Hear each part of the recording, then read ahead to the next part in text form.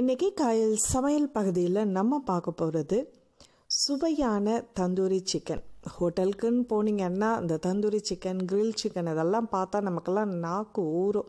So அதை சிம்பிளாக வீட்டிலையே ரொம்ப ஈஸியாக செய்யலாம் அப்படின்றத இன்றைக்கி பார்க்க போகிறோம். ஸோ முதல்ல 1.5 கிலோ சிக்கன் எடுத்துருக்கேன். அதை நல்ல பெரிய பீஸாக எடுத்துங்க.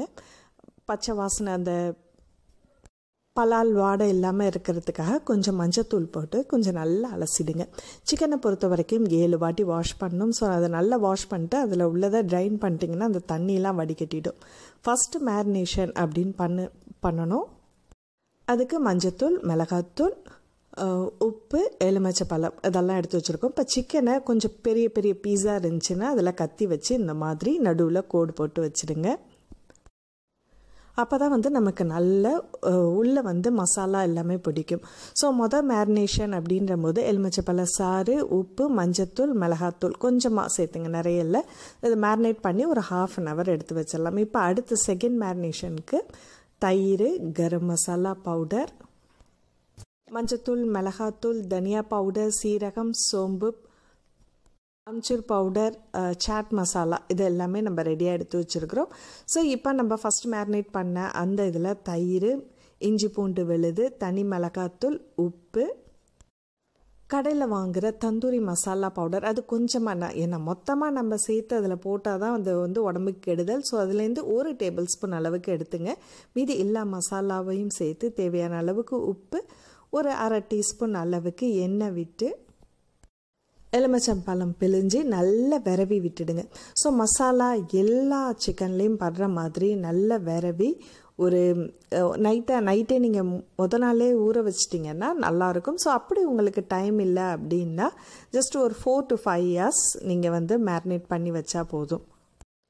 இப்போ அதை ஓடிஜி அவனில் நம்ம வைக்க போகிறோம். ஸோ ட்ரேயில் நல்ல மேரினேட் பண்ண சிக்கன் பீசஸை நீங்கள் ஃபாயில் பேப்பர் கீழே போட்டு மேலே இதில் ஸ்ப்ரெட் பண்ணி விட்டுடுங்க. அந்த மீதி இருக்கிற மசாலாவில் உங்களுக்கு விருப்பப்பட்டால் உருளைக்கிழங்கு, வெங்காயம் அதை கூட இதில் சேர்க்கலாம், ரொம்ப நல்லாயிருக்கும். ஸோ இப்போ நம்ம ப்ரீ ஹீட் பண்ணி வச்சுருக்கணும். 180 டிகிரிலேருந்து 200க்குள்ளே நீங்கள் வச்சிங்க. 2 பக்கமும் சூடு வர்ற அந்த மோடில் வச்சுடுங்க. அதுக்கப்புறம் இதை ஒரு 40 minutes வைக்க போகிறோம். ஸோ இதில் ஃபஸ்ட்டு 20 minutes நம்ம வச்சுட்டு அதுக்கப்புறம் ஒரு 20 minutesக்கு அப்புறம் இப்போ பாருங்கள் ஏன்னா நம்ம ஃபாயில் பேப்பரோட கீழே வச்சுருக்கிறதுனால கொஞ்சம் நல்ல ஜூஸியாக இருக்கும். ஸோ இப்போ பாருங்கள் மேலே எல்லாம் உங்களுக்கு நல்ல ஒரு மாதிரி குக்காக இருக்குது. அதை எடுத்துட்டு இப்போ நம்ம இந்த மாதிரியான கிரில் பிளேட்டில் நம்ம வைக்க போகிறோம். இந்த ரேக்கு நம்ம கீழே வைக்கிறதுனால ஃபாயில் பேப்பர் நான் மேலே கீழே வச்சுருக்கேன் நான். ஏன்னா அதில் உள்ள ஜூஸ் எல்லாமே கீழே கொட்டி நம்ம அவன் வீணாக போய்டுன்றதுனால கீழே ஃபாயில் பேப்பர் போட்டு வச்சுருக்கேன். ஸோ அதுலேருந்து நான் எடுத்து மீதியை வச்சுட்டேன். இந்த ஃபாயிலை அப்படியே நீங்கள் வச்சுருங்க, எடுக்க வேண்டாம் அந்த ட்ரேயை. இந்த ட்ரேயை நம்ம கீழே வச்சுட்டு அதுக்கு மேலே தான் இந்த ட்ரேயை நடுவில் உள்ளதில் வைங்க.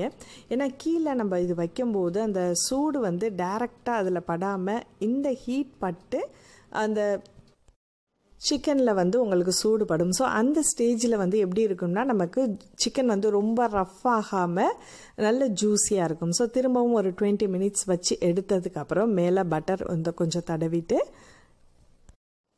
நம்ம சர்வ் பண்ணலாம். இப்போ பாருங்கள், இப்போ நம்ம எந்த ட்ரேயில் வைக்க போகிறோமோ இதோட வச்சிடலாம். இன்னும் கொஞ்சம் நல்லா உங்களுக்கு முருகின மாதிரி அந்த பிளாக் கலரில் தந்தூரிக்கு மேலே வரும் பாருங்கள், கருகின மாதிரி. அப்படின்னா அடுப்பில் கூட நீங்கள் சுட்டே எடுக்கலாம். ஸோ ஆனால் தந்தூரி ஸ்மெல் வேணும் அப்படின்னீங்கன்னா கறி துண்டு இருக்குது பாருங்கள், அதை நல்லா அடுப்பில் சூடு பண்ணிவிட்டு கொஞ்சமாக நெய் அதில் ஊற்றி அந்த ட்ரேயை அப்படியே உள்ளே வச்சுட்டு டக்குன்னு மூடி போட்டு வச்சுருங்க. ஒரு 10 minutes அப்படியே வச்சிட்டிங்கன்னா போதும். சுவையான தந்தூரி 40 நிமிஷத்தில் உங்களுக்கு ரெடி ஆகிடும். ஸோ இந்த வீடியோ உங்களுக்கு பிடிச்சிருந்துச்சுன்னா மறக்காமல் லைக் பண்ணிவிட்டு உங்கள் கருத்துக்களை ஷேர் பண்ணுங்கள். காயல் சமையல் பகுதி உங்களுக்கு பிடிச்சிருந்துச்சுன்னா சப்ஸ்கிரைப் பண்ணிவிட்டு நண்பர்களுக்கும் ஷேர் பண்ணுங்கள். நன்றி.